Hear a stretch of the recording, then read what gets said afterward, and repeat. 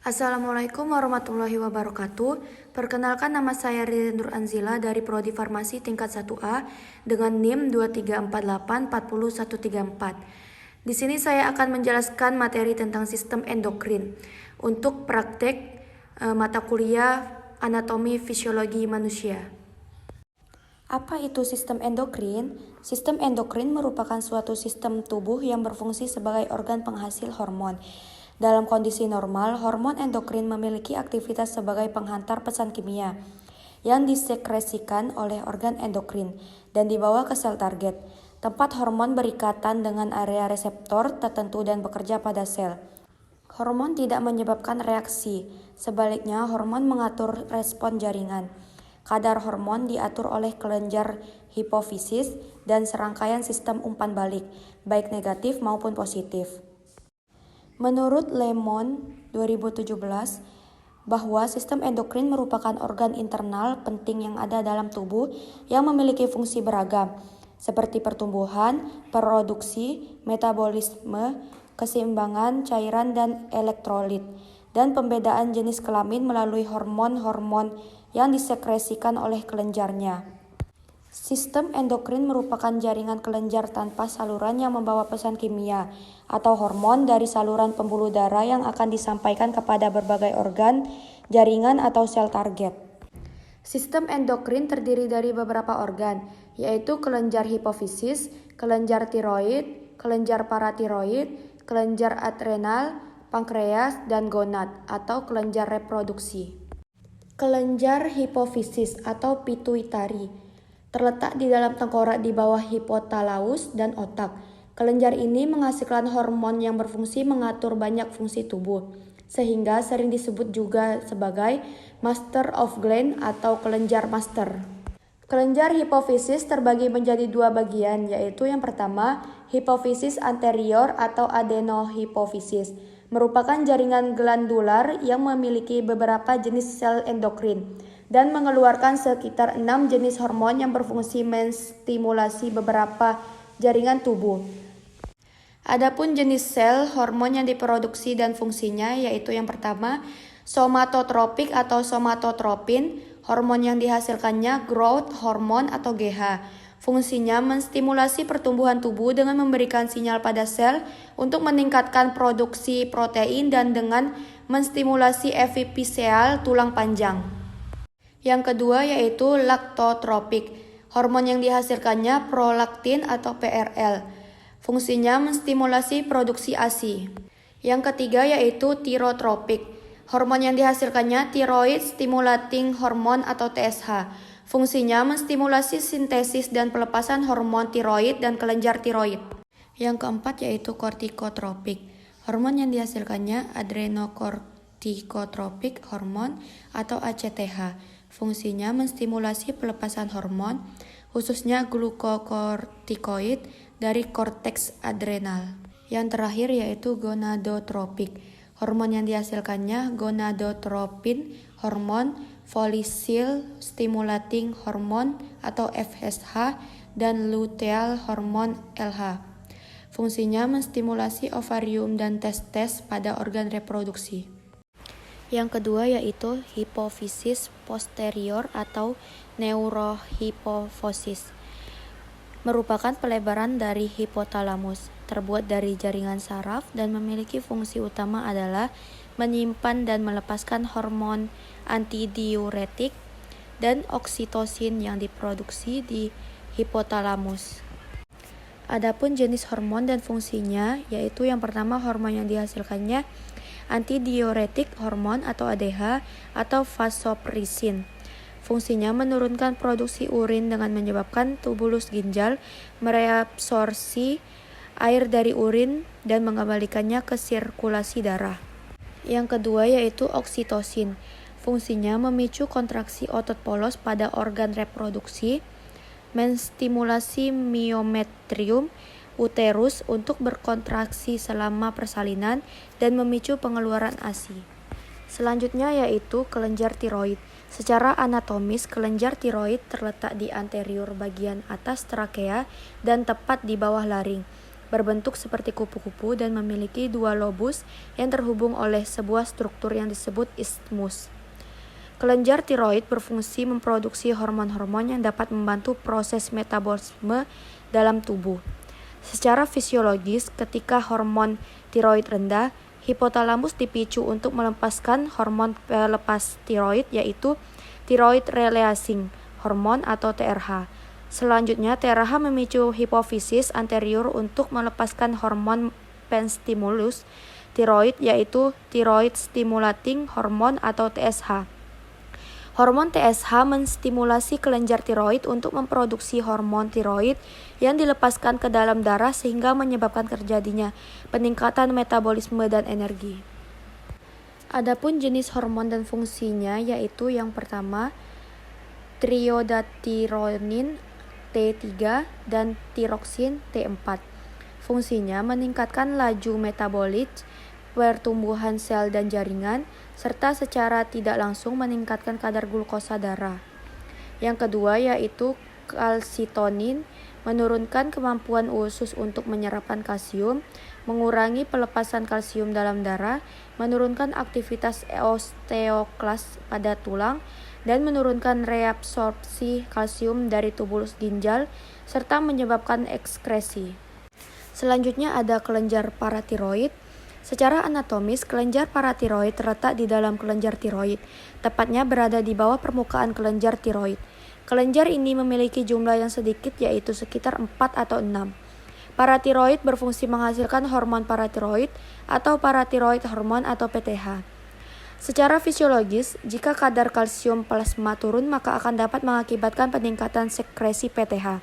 PTH juga dapat mengendalikan metabolisme fosfat yang dilakukan dengan cara meningkatkan ekskresi fosfat ginjal dalam urin, dengan menurunkan ekskresi kalsium dan dengan meningkatkan reabsorpsi tulang yang menyebabkan pelepasan kalsium dari tulang. Normalnya, kadar vitamin D dalam tubuh dibutuhkan oleh PTH untuk menghasilkan efek-efek tersebut di ginjal dan tulang. Kelenjar adrenal terdiri dari dua buah berbentuk seperti piramid, terletak di atap ginjal atau di bagian atas, dan memiliki lapisan dalam dan lapisan luar. Lapisan dalam disebut medula adrenal, sedangkan bagian luar disebut korteks adrenal. Selanjutnya yaitu kelenjar pankreas. Pankreas artinya semua daging, terletak di perut bagian atas di belakang perut. Pankreas adalah bagian dari sistem pencernaan yang membuat dan mengeluarkan enzim pencernaan ke dalam usus, dan juga merupakan organ endokrin yang membuat dan mengeluarkan hormon ke dalam darah untuk mengontrol metabolisme energi dan penyimpanan di seluruh tubuh. Secara anatomi, pankreas merupakan kelenjar memanjang, beratnya sekitar 82.117 gram, lembut dan merah muda keabu-abuan selama hidup, dan biasanya panjang 1.720 cm, lebarnya 35 cm dan tebal 1,52,5 cm. Itu terletak di retroperitoneal, terutama di dasar kantung yang lebih rendah di daerah epigastrium dan hipokondrium kiri, di atasnya dan melintasi tubuh vertebra L1 dan L2 pada tingkat bidang transpilorik di dinding perut posterior. Dari anterior, tanda permukaan margin inferior dan superior, pankreas masing-masing terletak kira-kira 5,0 dan 10 cm di atas bidang umbilikal. Pankreas secara anterior dipisahkan dari lambung oleh bursa ommentalis.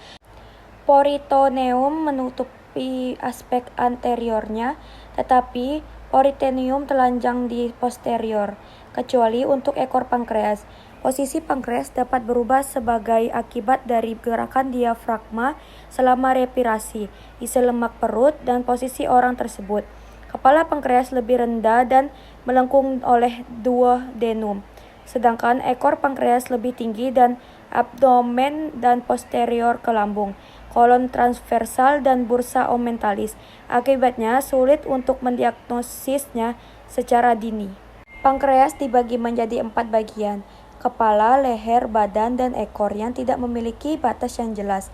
Kepala dan leher terletak di sebelah kanan garis median anterior, sedangkan badan dan ekor terletak di sebelah kiri garis median anterior. Secara fisiologis, pankreas terdiri dari komponen eksokrin dan endokrin. Komponen eksokrin sebesar 84% dan komponen endokrin sebesar 2%. Bagian eksokrin pankreas adalah kelenjar tubuloasinar majemuk dengan sejumlah besar vesikel plasma dan saluran parsial di lobulus dan saluran pembuluh, limfatik, dan saraf yang melewati jaringan ikat interlobular. Sel-sel kelenjar dalam vesikel kelenjar berbentuk kerucut. Nukleus berbentuk bulat, terletak di dasar-dasar sel. Nukleus bersandar pada membran basal. Yang terakhir yaitu kelenjar gonad atau reproduksi. Gonad yaitu ovarium dan testis melayani dua fungsi utama. Pertama, mereka menghasilkan sel germinal yaitu ovum di ovarium dan spermatozoa di testis. Yang kedua yaitu gonad mensintesis hormon seks steroid yang diperlukan untuk perkembangan dan fungsi organ reproduksi wanita dan pria dan karakteristik seks sekunder, misalnya distribusi rambut tubuh pada orang dewasa seperti rambut wajah pada pria, serta untuk kehamilan, persalinan, dan laktasi. Ada 3 jenis hormon seks, masing-masing dengan fungsi yang berbeda. 1. Estrogen, misalnya estradiol, yang memberikan efek feminisasi. Yang kedua, progestogen, misalnya progesteron, yang mempengaruhi rahim dalam persiapan untuk dan selama kehamilan. Dan yang ketiga, androgen, misalnya testosteron, yang memberikan efek maskulinisasi. Selain fungsi reproduksi, hormon seks memainkan banyak peran penting di seluruh tubuh. Misalnya, mereka mempengaruhi metabolisme karbohidrat dan lipid, sistem kardiovaskular, dan pertumbuhan dan perkembangan tulang. Adapun organ dari kelenjar gonad, yaitu yang pertama ovarium, jenis hormonnya estrogen, fungsinya mengkoordinasikan perkembangan dan fungsi normal dari alat kelamin dan payudara wanita. Selama masa pubertas, estrogen mendorong pertumbuhan rahim, payudara, dan vagina, menentukan pola penimbunan dan distribusi lemak di dalam tubuh yang menghasilkan bentuk khas perempuan, pengatur percepatan pertumbuhan pubertas dan penghentian pertumbuhan pada tinggi dewasa, dan mengontrol perkembangan karakteristik seksual sekunder. Pada wanita dewasa, fungsi utama estrogen termasuk mengatur siklus menstruasi, berkontribusi pada pengaturan hormonal kehamilan dan menyusui, dan mempertahankan libido wanita. Yang kedua yaitu ovarium. Jenis hormonnya progestogen atau produk utamanya adalah progesteron. Fungsinya, progestogen menyebabkan perubahan pada lapisan rahim sebagai persiapan untuk kehamilan dan bersama dengan estrogen merangsang perkembangan kelenjar susu di payudara sebagai persiapan untuk menyusui. Terakhir yaitu ada testis. Jenis hormonnya androgen atau produk utamanya adalah testosteron. Fungsinya merangsang perkembangan dan pertumbuhan saluran genital pria. Selain itu, testosteron memiliki aktivitas anabolik protein yang kuat, yaitu mendorong pembentukan protein yang mengarah pada peningkatan massa otot. Fungsi spesifik testosteron bervariasi selama tahap perkembangan yang berbeda. Sebagai berikut, yang pertama pada janin, testosteron terutama memastikan perkembangan alat kelamin pria internal dan eksternal. Yang kedua yaitu selama masa pubertas, testosteron mendorong pertumbuhan organ seks pria dan bertanggung jawab untuk pria lain karakteristik perkembangan, seperti percepatan pertumbuhan pubertas dan akhirnya berhenti pertumbuhan pada ketinggian dewasa, pendalaman suara, pertumbuhan rambut wajah, kemaluan, ketiak, dan tubuh, dan peningkatan otot dan kekuatan. Yang terakhir yaitu pada pria dewasa, testosteron terutama berfungsi untuk mempertahankan kejantanan, libido, dan potensial seksual, serta mengatur reproduksi sperma. Itu saja yang dapat saya sampaikan. Saya akhiri. Wassalamualaikum warahmatullahi wabarakatuh.